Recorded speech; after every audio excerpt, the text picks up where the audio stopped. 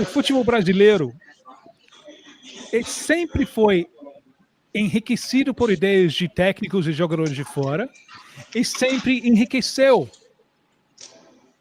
outros lugares com seus conceitos também. É sempre uma relação, né?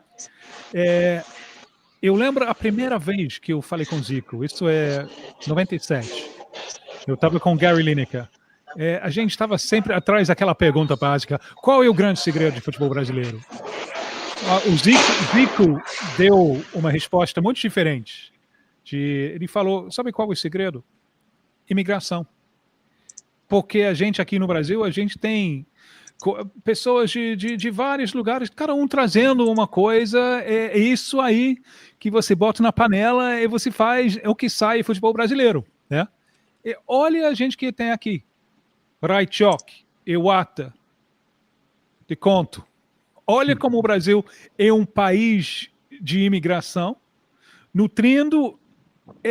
sendo nutrido por esses influências de outros lugares. André, vai lá, pega a bola, vai correndo.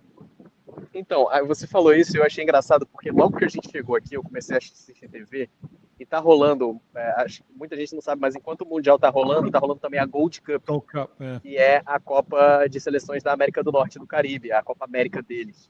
E aí eu tava vendo uma entrevista do Alex Lalas, que era jogador da Copa de 94 e hoje é comentarista aqui da televisão, e aí perguntaram para ele, tipo, porque os Estados Unidos vivem uma espécie de crise de identidade, né?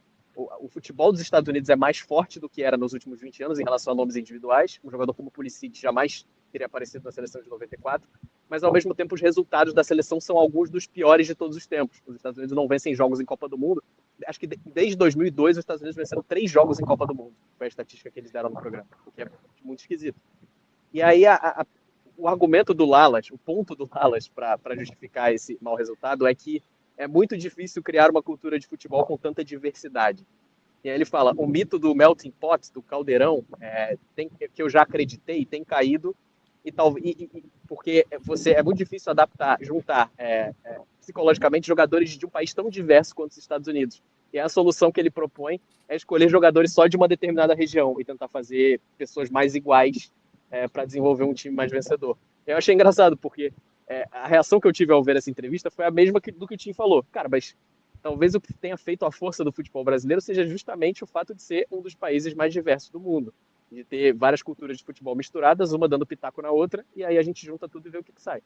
No caso dos Estados Unidos é engraçado que eles culpem aqui, pelo menos o Lalas, que é um grande analista da televisão americana, essa diversidade de um país continental como são os Estados Unidos pelo fracasso da seleção. Levando para coisas até mais sérias, isso foi um dos motivos para o Adolf Hitler declarar guerra nos Estados Unidos. Ele subestimou totalmente o exército dos Estados Unidos na base de um bando de vira-latas de 500 lugares diferentes não vai poder unir para formar um exército bom e um de nossos vale 10 deles, né? Guerra é uma coisa péssima, mas o campo de guerra traz a verdade, da mesma forma que o campo de futebol traz a verdade sobre a bola. É verdade. E curioso, né? Pensar que, em tese, quanto mais gente, mais fácil de achar talento. Né? Fora pegar o caso do Uruguai, que é uma exceção que tem. O ponto dele foi que eu acho que ele tentou trazer uma excepcionalidade norte-americana de só os Estados Unidos são tão diversos assim, então pra gente é mais difícil. Porque é um pensamento bem americano, uma linha de raciocínio bem americana. E aí foi isso. Na Copa de 94, que a gente foi bem, os jogadores eram mais da região ali de Nova York, New Jersey, então o pessoal pensava igual. E aí ele foi para uma esquina muito esquisita ali, mas eu lembrei quando o Tim falou justamente exaltando a diversidade do futebol brasileiro como um ativo, então achei muito engraçado.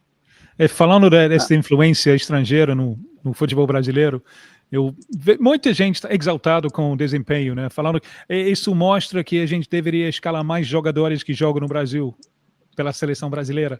Eu estava pensando, dá para fazer um time, né? Vamos botar Rossi no gol. Gomes tem que jogar, né? O Giai, Pequerez, né? Eric Pulgar, Savarino, com certeza, né? Então, Arias seria o capitão nesse time aí, né?